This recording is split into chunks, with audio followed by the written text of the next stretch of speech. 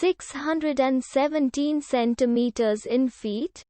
First of all, we need to know the value of 1 centimeter in feet. It's always 1 centimeter equals 0.03280839895 feet.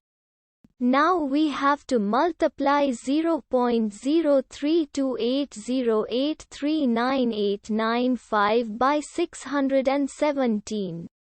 Therefore, 617 centimeters times 0.03280839895 feet equals 20.24278215215 feet.